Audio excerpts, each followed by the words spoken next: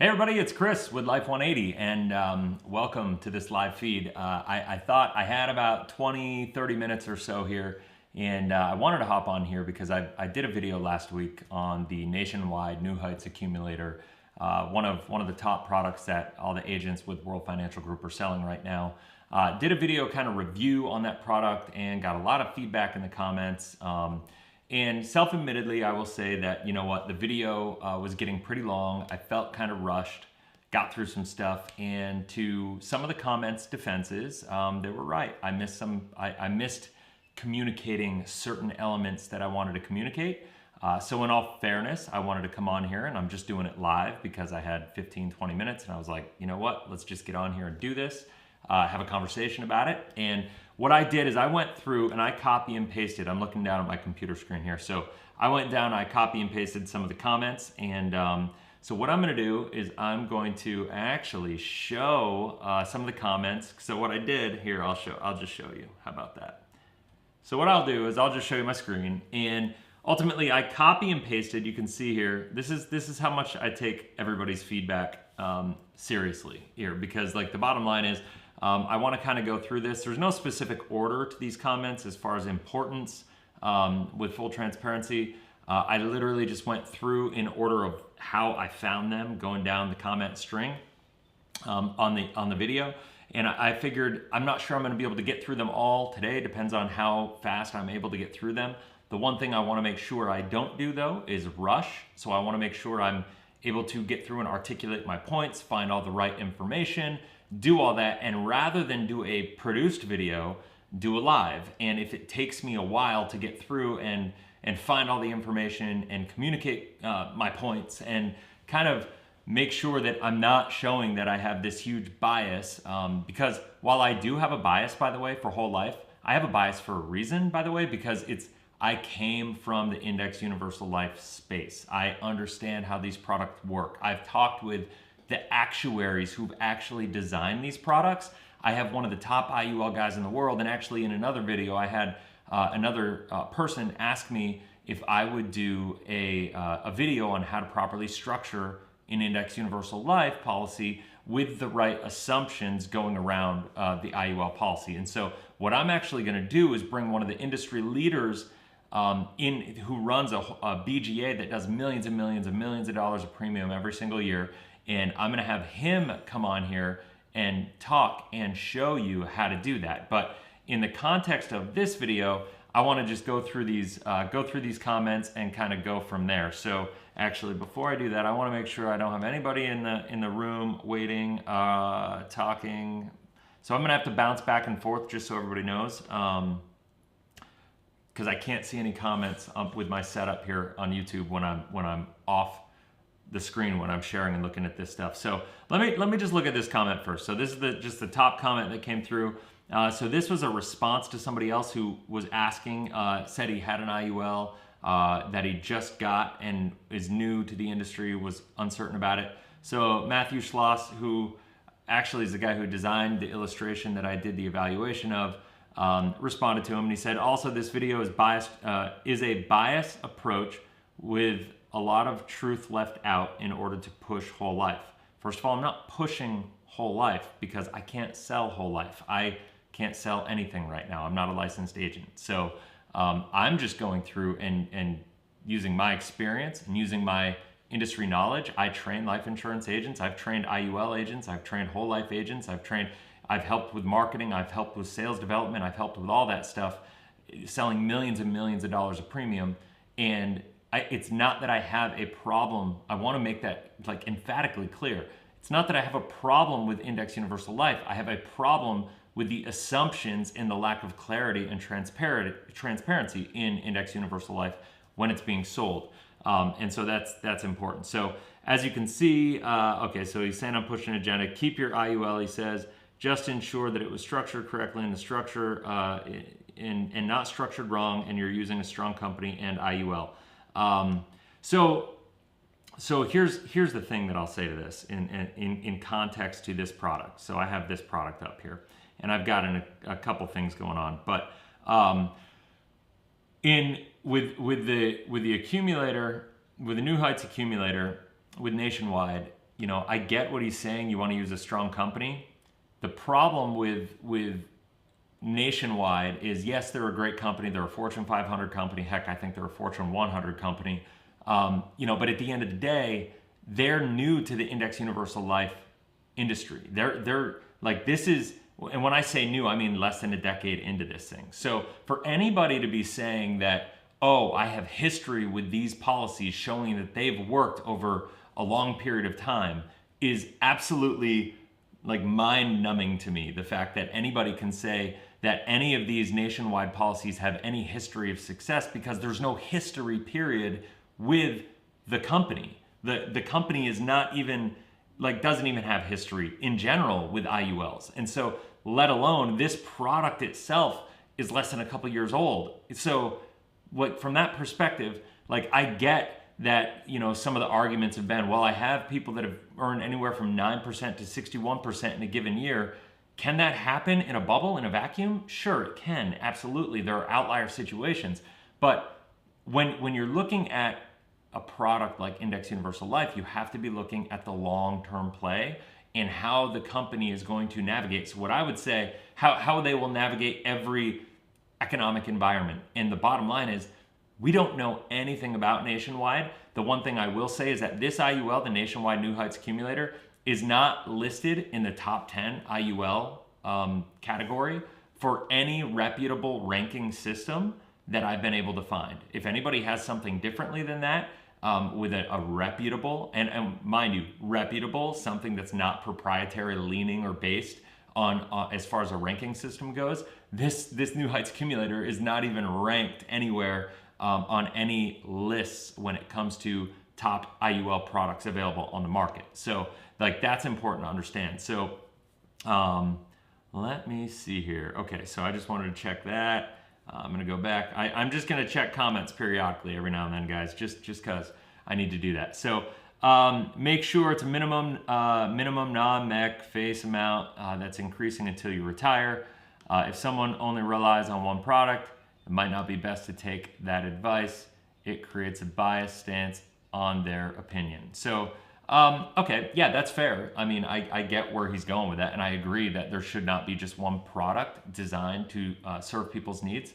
If anybody's interpreting that I just have one product that I think people should use, that's a misunderstanding, dramatic misunderstanding of kind of who I am and what I believe in, what I do and how I help people. I just believe life insurance is not designed to be a risk generating product, and IULs, the nature of an IUL is that you're taking on risk. The nature is the life insurance company is shifting the risk where it is in a whole life policy, shifting that risk and putting it on to the insured in the IUL policy. So is an IUL, this is the thing that I think most people just really don't wrap their head around, is a lot of people say IULs can be used for infinite banking, for instance. Well, they can't, because infinite banking, the nature of infinite banking says you have to operate the way that banks operate, right? So if you look at that, go and look at any bank.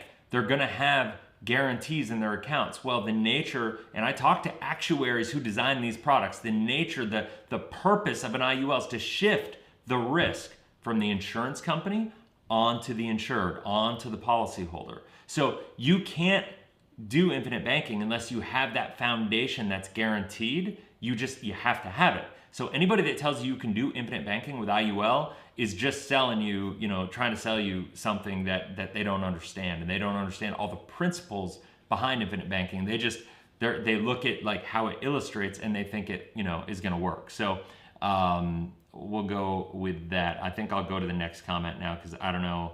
I'm not going to beat that too dead. I don't have a biased opinion. There are lots of different strategies and options. I guess I'll end that by saying, IULs are an investment alternative. Whole life is a banking alternative. So my philosophy, and the reason I'm so big on whole life, is because I think people should have money in a safe, guaranteed, liquid account before they go take risk. Too many people take too much risk too early. And to say that, these IULs are are guaranteed, are against risk. And I know I'm not saying that the people, I'm not saying that Matt, for instance, said that they're guaranteed, because he didn't. I'm not saying he said that. But I am saying that there are a lot of people out there that kind of position these products, the IULs, with upside potential, downside protection, and they emphatically, lean on the fact that that downside protection means you can't lose your money. And they like to lean on the 6.32% assumption. Well, guess what? That's not even the internal rate of return of the policies, because you have to take out all the fees and expenses and all that stuff and kind of go from there. So IUL can make sense for the right person at the right time with the right assumptions. But I believe that people shouldn't be taking the risk of an IUL until they have a financial foundation that is a fortress that cannot be lost in any economic environment. And that's why I like whole life first. And then if you have the right whole life policy and you decide you want to take an IUL as your risk after the fact and you want to leverage it, then okay, that's fine. I mean, I guess if you want to do that, I would personally take risk in other areas. But if I'm going to be risking my money to get wealthy, I'm going to risk my money in other areas. I'm not going to risk it in a life insurance contract. And I think as I go through these questions, hopefully some of the reasons why will come up. So we'll go from there. Let's see here. Okay, no comments yet. Okay, good. We'll just keep going. All right, so next question is, when interest rates start going back up, I guess it's more of a comment, when interest rates start going back up, they will, which they will based on inflation that is coming, interest rates will go back up, and so will cap rates in the general fixed account. And the participation rates on these will have no reason to be reduced.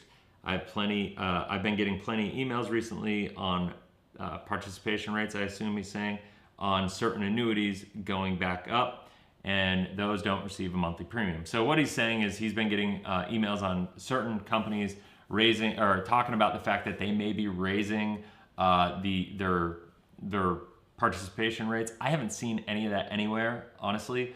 And if anybody has any information, any emails from any corporation talking about the fact that they're going to be raising payout rates on any indexed product, whether it's an annuity, whether it's an IUL, send it to me. I'd love to see it. I'll stick my foot in my mouth and I'll eat it.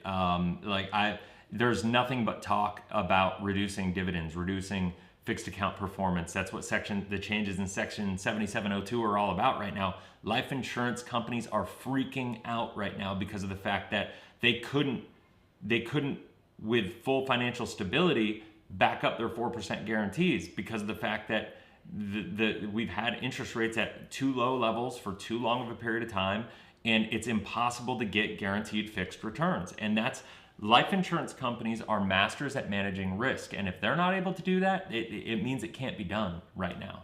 And that's important to understand. So if anybody is saying that they can pull that off, I would love to see it. I'd like to see it on paper from the company that said that. Until I see it on like a letterhead from a company, I don't believe it. It's just somebody probably pitching a marketing scheme for something.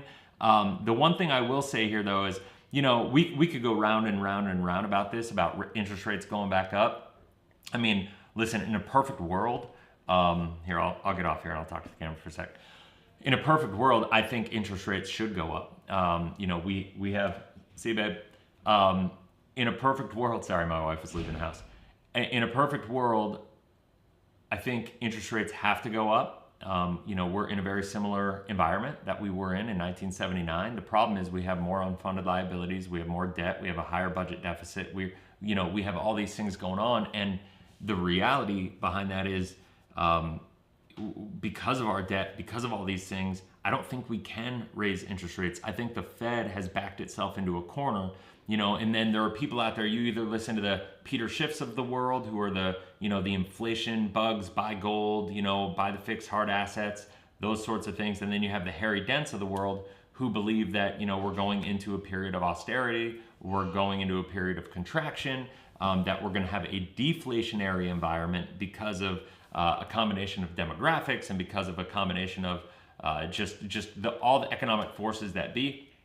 He thinks that we're going to have deflation. So the bottom line is in an inflationary period, interest rates are going to stay low. In a deflationary period, that means we do the right thing. We raise interest rates. But here's the thing. This is the argument to this. Is he says here, when interest rates start going back up, which they will based on inflation rates, then the cap rates in the general fund will be fixed. And that's fine and good. But here's the bottom line. If interest rates go up, what does that mean? That means we're having higher inflation. So interest rates have to go up. And what does that do? That pulls money. The nature of our elastic currency that we created with the Federal Reserve in 1913 is, but with Keynesian economics, the way that we run our fiat currency system through is inflation works by doing this. When the economy is doing poor, we can reduce interest rates and we can pump money into circulation. That's ultimately what it means. So by reducing interest rates, more money gets flooded into the environment. That helps prop up prices, right?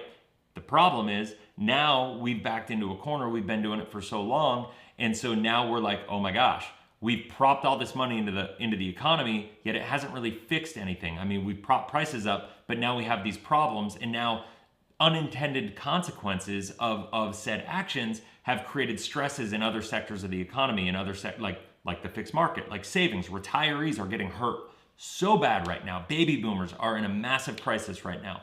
So like those are some of the unintended consequences. When interest rates go back up, what is that doing? That's sucking money out of the economy. And if interest rates go back up, it doesn't matter what the participation rates are going to be in these index universal life policies, because the performance of the actual indexes are going to be horrible. They're not going to perform. They're just not. Like, and around the gate, like the other thing that I'll say to this is, I think there was a comment on this earlier, but I want to go here real quick.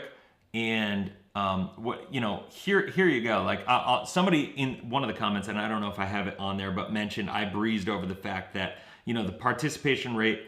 I didn't even mention that there was no cap. Well, I did, but I just talked about it quickly because in these products, what they do is they say, okay, there's no cap on the performance of these indexes, yet there is a participation rate. So there's no cap. So if like for instance, what they do is they say if you're in the 1 year zebra edge right here, it's uncapped. You get 125% participation rate. 100% is guaranteed. So what does that mean? That means you get to perform at whatever the zebra edge performs at. And if it does 10% of a return, you get 125% of that. So your account will be credited actually 12.5% on the cash value inside of your policy. But right here where it says 100% guaranteed, that means they can reduce that cap rate any point in time. Or they can reduce the participation rate the same way they could reduce a cap rate. So they've given themselves all sorts of flexibility.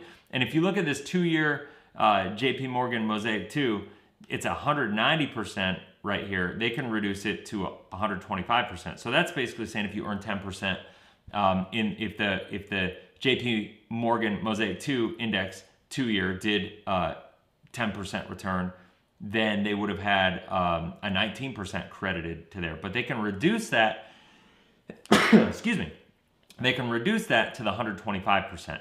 And so, and on that, I'm also going to answer, so I think I answered that clearly. I do want to check comments just in case somebody's tagging along with me on this one. So, okay, cool. So, oh, Mark, thank you. Absolutely correct. Thank you for the support. I'm not sure what I was saying when you said that, but thank you so much.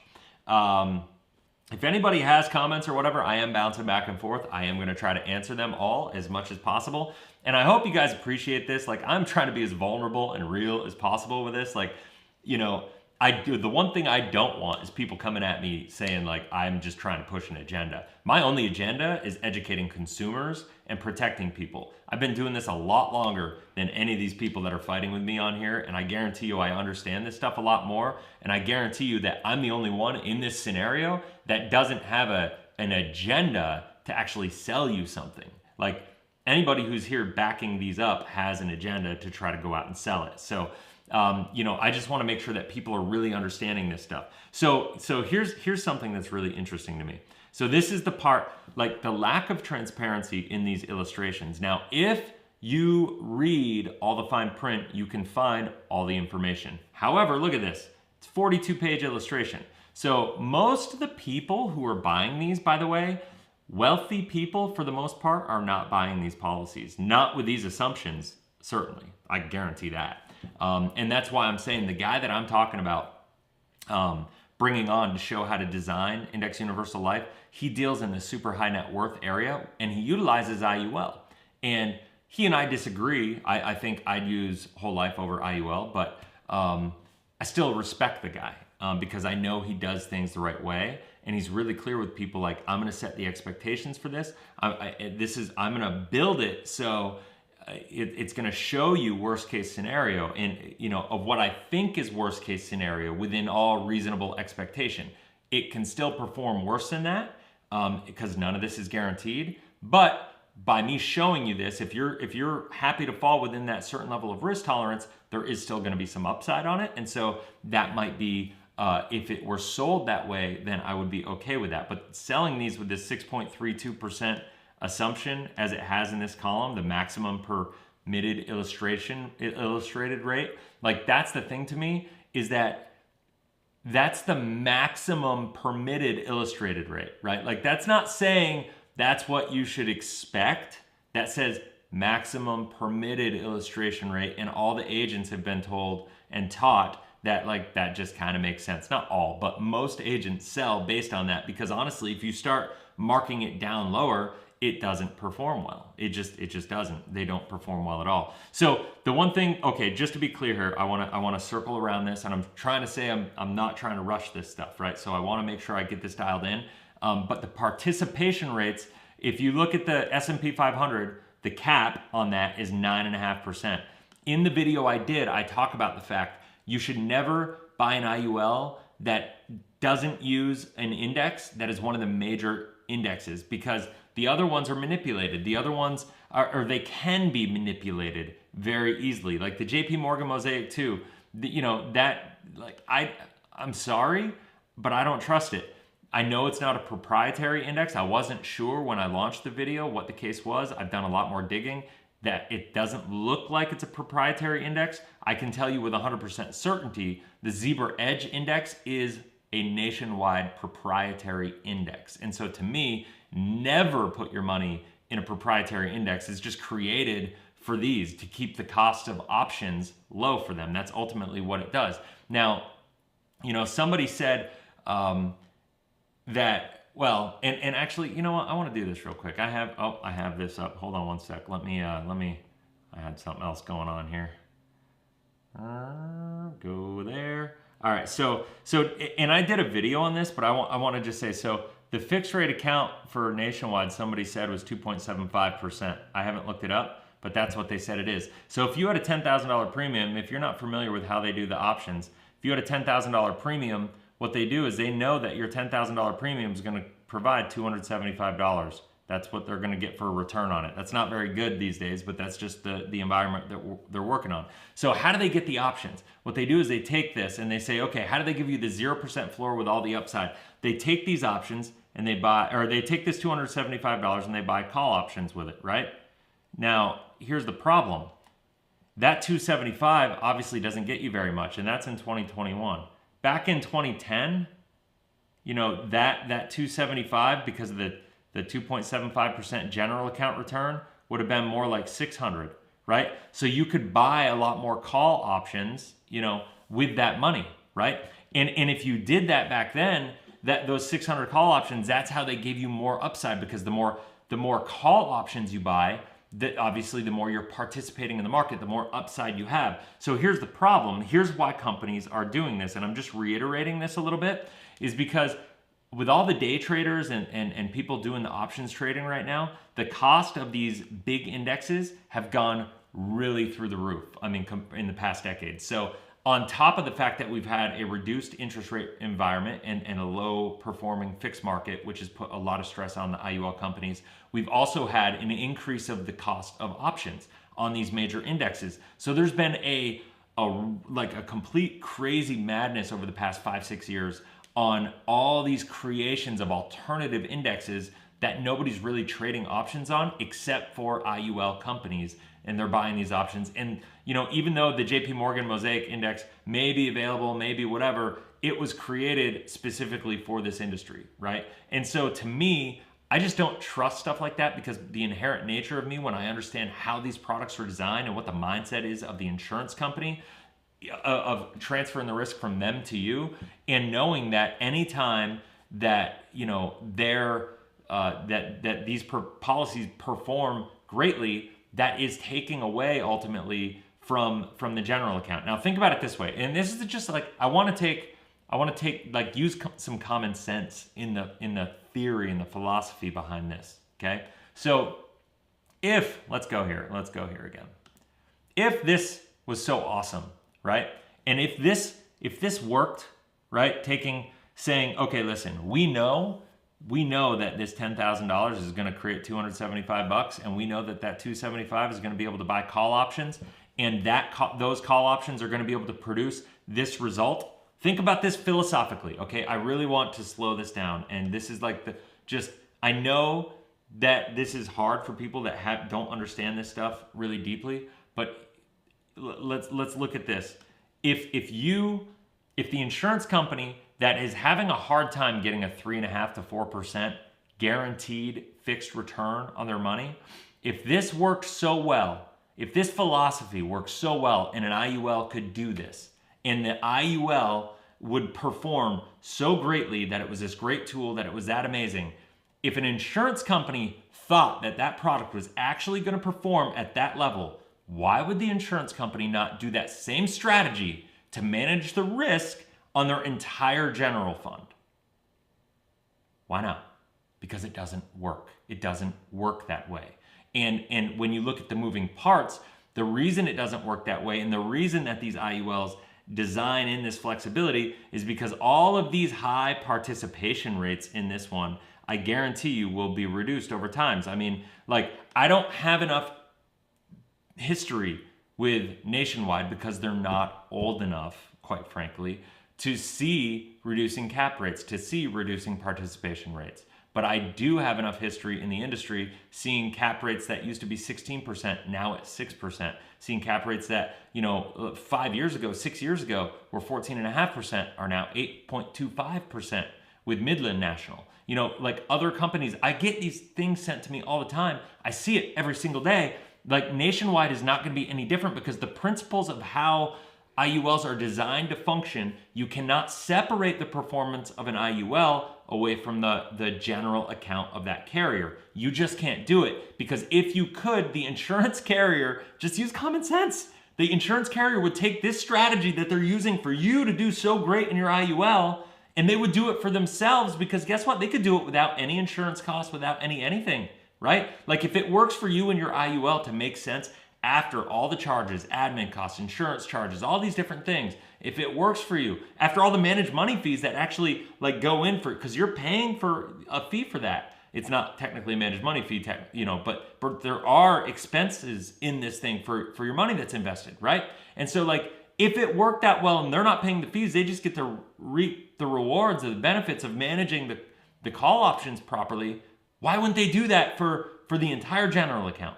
Like the fact that people don't see that really, honestly, just makes my head want to explode. So, oh, sorry, NW stands for Nationwide.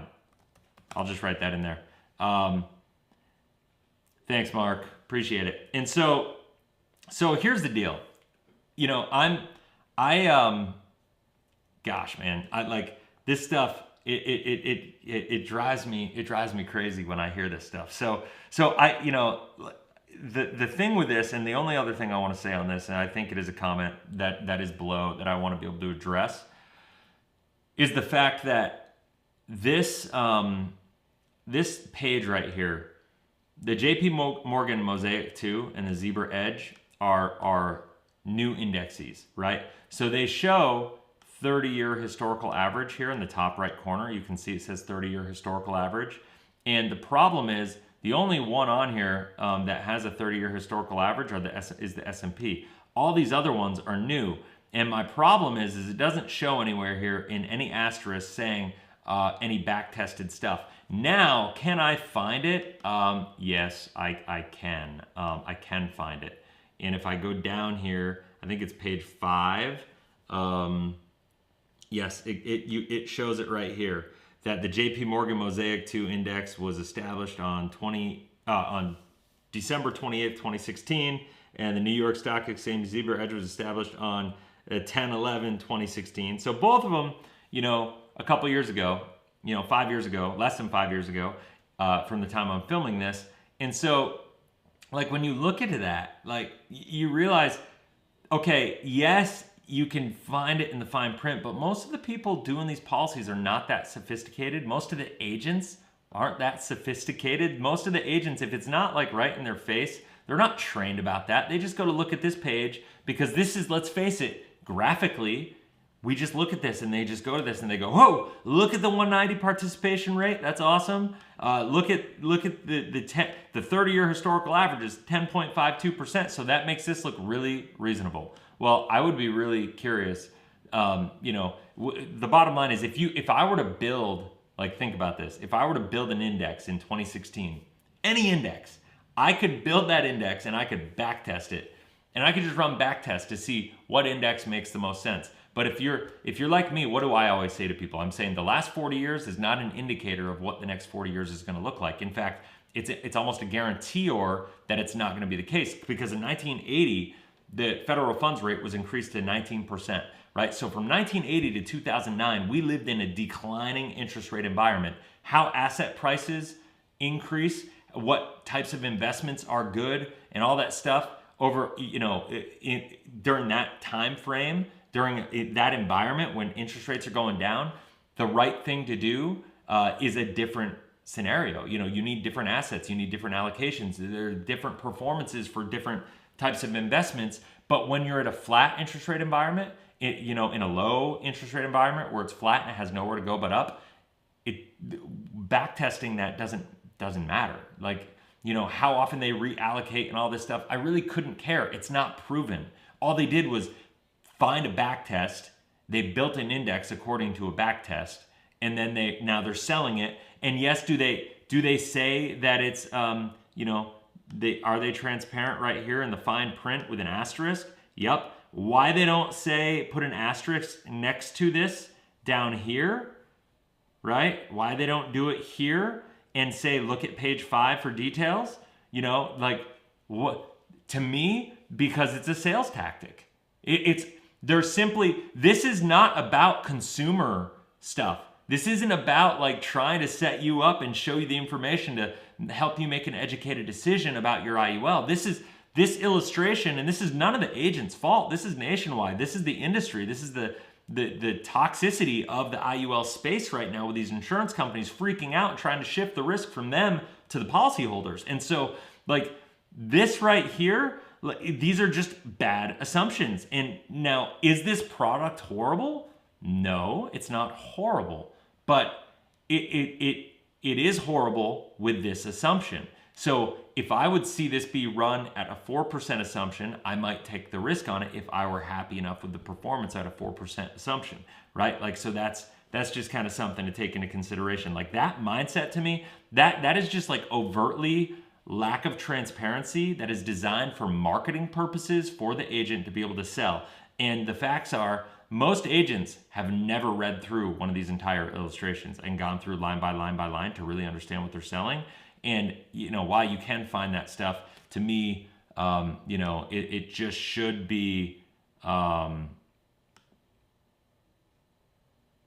it should be covered. So, all right, I'm going back and I'm reading. Oh, Mark, you retracted a message. I'm not sure what you said, but hope it was good. All right. So here we go. Let me see if I can move on. So anyway, I think I answered that. I kind of went on a little bit of a rant, but I can't help myself. Let's see here. So I think I'm gonna have a chance for one more. I'm going way longer. My wife's gonna kick my butt because I got to get to a party at my neighbor's house. So the way I explain loans and how they work are inaccurate. and you completely skipped over the part where it says the interest credited to the index segment may be higher than the illustrated 5%. So basically the illustration in the income years is showing 5% loan interest rate and crediting 5% to the index segment. That does not mean someone only is going to get the 5% credit to their account. No, so the indexing years, okay, so here we go. So here's the problem. This is the challenge. Here, let me see if I could find where I need to go for this. So this is the one that was made for me, and this is my challenge with it. So there's a couple things here. So when I go here, let me go page 16, I think is where it is. Yes, I'm gonna zoom in. Okay, so this is, I showed this on the other video. It kind of drives me crazy. But this illustration was not run showing income. And this is a bit of a, you know, I'm not gonna attack him too hard. I mean, there's a chance he just was being lazy because he knew I probably wasn't gonna buy from him, and he just tried to slap together an illustration for me. And if that's the case, I get it. But if you're a consumer and you're looking at one of these as an alternative solution for you, you know, potential solution for your finances, what I would say is you need to look, never have one of these illustrations run for you without having income run on them, because when you do, they're all the illustrations are coded and templated based on different options that you use in it, different riders, different uses of the policy, and they don't give you everything that you need to know if you don't use it. So like, there's no reason, for instance, anybody's gonna buy an IUL without wanting to use it for income. Every single person that buys this specific product, I guarantee, like maybe not every person, but 99 out of 100 people that buy this New Heights Accumulator IUL with Nationwide, they're going to buy it because they want to use it for a tax-free income distribution vehicle, right? And so to run it without income being shown on it is deceitful, because of the fact that when it eliminates a lot of the scary copy. That's quite frankly what it does. It eliminates a lot of the scary copy. So if you read this, it talks about, you know, I understand the illustration, it's not guaranteed. Premium showed in the illustrations to show Nationwide how much premium I intend to pay, because interest credited on non-guaranteed basis varies over time. It's rarely the same year over year and may be limited to the guaranteed minimum for extended periods of time. I understand I may be required to pay additional premium to meet goals and or prevent the policy from lapsing. Okay, I get that, and like, that's just the nature of IULs, and inherently, that's why I'm okay, run them at 4%. That'll protect people, fine. I think I would be happy with the risk if I were good enough seeing a 4% assumption in this.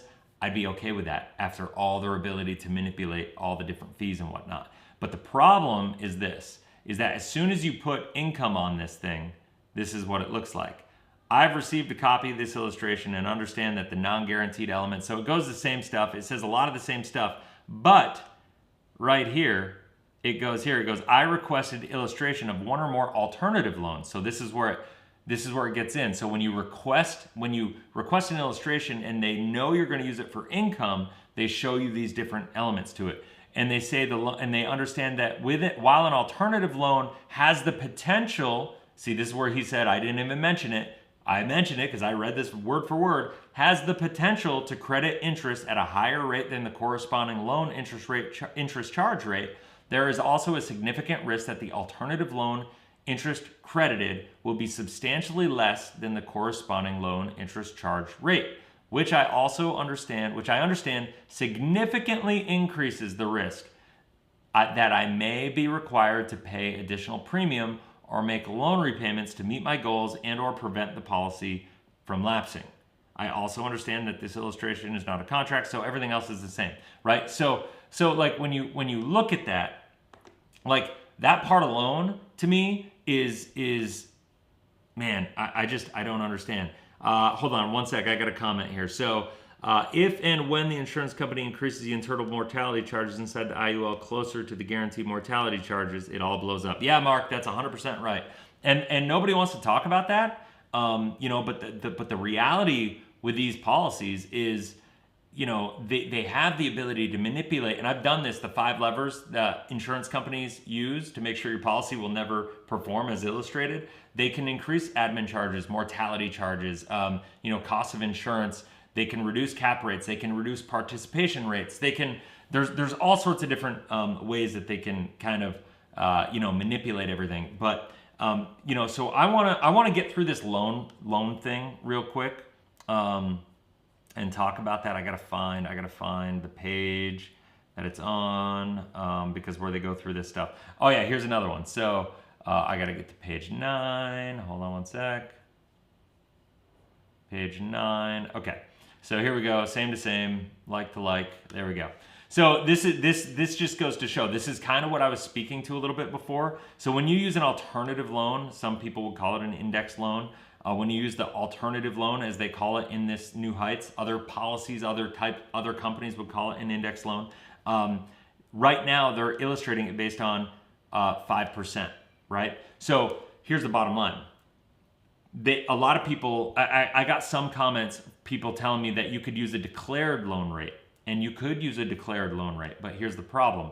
When you use a declared loan rate, it's a wash, basically. You're basically saying, okay, I'm gonna pay a lesser amount, but I don't have the ability to participate with arbitrage, to be able to earn a positive spread. So the bottom line is nobody is running these declared rates because they don't illustrate as well. They all get run, most get run. I can't say all ever, I suppose, but when it's 99% of the time the case, I'm just gonna say all. So just take that asterisk. But when they use these alternative loans, it's important to understand this stuff, right? So check this out. This explains alternative loans, and I want to show you some stuff here. Let me see here. See, on this page, illustrated, it's not available because I did not take any loans in this illustration. So then a lot of this copy is left out. But if I go over to this other illustration, now there's some copy in here because it says current alternative loan rate is 5%. The illustrated loan rate is 5%, right? And so what does that mean? That means that they're illustrating you, but because of AG 49, regulation AG 49, right? That allows, that is ultimately what dictates the 6.32% maximum illustrated rate. Nationwide has to get into compliance with what the maximum illustrated value that they can show is on an illustration. And so that's what they come up with. But I read an amazing article the other day, and I'll do a video on it because it was actually talking about that fact, about the fact that just because actuarially it can be proven doesn't mean mathematically the life insurance carriers can back it up, which is kind of fascinating. It was a really fascinating article. But when you run it with illustration, with income run out of the illustration, it actually adds in this. This illustration includes an alternative loan for which the accumulated value remains allocated to the interest strategies selected and continues to earn assumed credit interest rate. Index Universal Life illustration regulations require that the maximum assumed interest rate credited to the accumulated value in the alternative loan illustration is equal to the lesser of the illustrated rate or the loan interest rate charge, currently 5%. So since this is illustrated at 6.32%, had he added this, it would have reduced the performance of all loan performances to 5% plus 50 basis points, 0.5%. So it would have run it at 5.5% instead of 6.32%. So here's the deal. They said I didn't explain the loan rates properly. Well, I breeze over the declared rate because that's just a wash loan, and I'm sorry, but nobody's illustrating them like that right now. And quite frankly, just a lot of people don't do well in that scenario because, well, there's a lot of reasons for that, and they certainly don't illustrate as well because this is showing they build in arbitrage, they build in a positive performance based on this. But the problem is, while the account can get a better crediting, so like for instance, 1 year that a policy, if you're paying 5%, I'm just trying to think of how to wrap my head around this. Let's talk about this, by the way. Actually, I want to talk about this. If interest rates go up, at all, or even if they don't, the insurance company has the ability to increase your loan rate, guaranteed maximum. So let's say they raise it to 6%. If they raise it to 6%, even if they just did it at 5%, every time you take a loan, that's an expense inside the policy that has to get paid for. Now, all the illustrations, when they show the income, they show that the positive performance, the positive arbitrage is more than making up for your loan expenses. But remember, your expense in the policy is the net amount at risk between the amount of cash value and the amount of life insurance at play, right? So I'm almost done.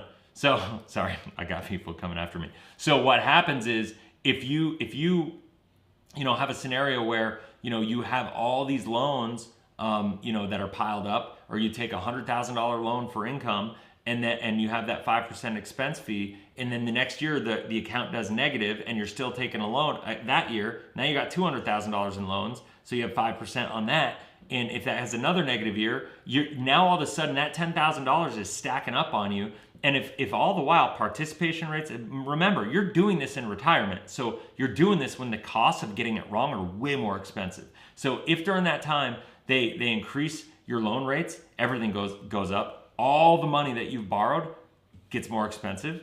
So that's craziness to me. So it's variable from that context. And so your insurance costs can go up, charges could go up, admin charges could go up, mortality charges could increase, all these different things. And when you bring that into consideration, these things, I know they said I didn't explain them very well, and I said exactly what I said just now. I just did it a lot faster on the last video, but it's really important. To me, the transparency, I'm looking at this from a consumer perspective. Like, if I were to get this illustration, I'd look at this, if somebody made it for me, I'd be like, okay, $20,000 a year. Let's see, is this no, it's a guaranteed. Let me get to the non-guaranteed. I'd get to the non-guaranteed section and I'd go down here and I'd be like, okay, at age, let me get down here to 65. I put 500,000 in, and I'd have 1.094 million. Like, that seems like a really, really good number, right? Like 1.04, like 1.1 million, we'll say, seems like a really good number. But then there's a long-term care benefit for 370,000. That seems awesome, right? But like, at the end of the day, there's alternative, account assumptions that you have to look at here that, if I put in the net surrender value with the alternate rates are 654,000. So if, when I put 500 grand in, I only have 654,000. It's showing this because that's actually a viable chance that that's going to happen, right? So expectations are hugely different, right? And then it didn't happen here, but what would happen most of the time is people would turn on income at age 66, because that's how these things are done. And so when you start showing income, the difference in assumptions can completely massacre your ability to take income out of these things.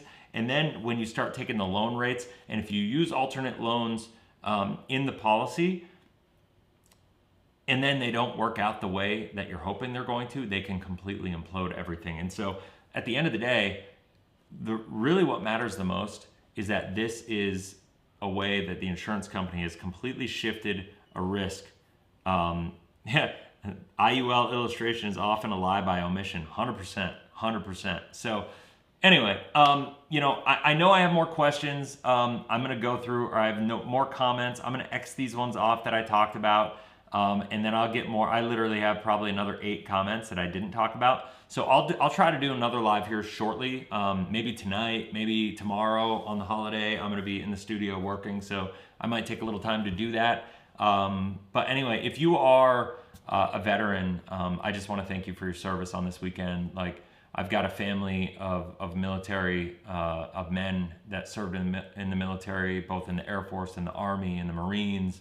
And so I just honor you, for your service. And I just, we live in, I don't care what anybody says, we live in the best country in the world on the face of this planet, with all the craziness and stupidness that's going on in this world right now. Like, just, America is just an amazing place. Like, most places we wouldn't even be able to have these debates, right? Like, I mean, it's a different thing. So I just feel blessed that we're even able to have these conversations, and we owe all that to all the people that have fought and died for this country. And you know, God bless them. So anyway, all right, Mark, I'm gonna get going here, but you're very good at this, and it's important stuff to get out there for people. Haha, thanks, man. Will do. Appreciate all the help. You know, everybody that was here live, thank you. God bless you guys. Have an amazing holiday. I'll see you in the next couple days, but until next video, have a blessed, inspirational weekend. Enjoy that holiday, and we'll see you on the next video. Take care, guys.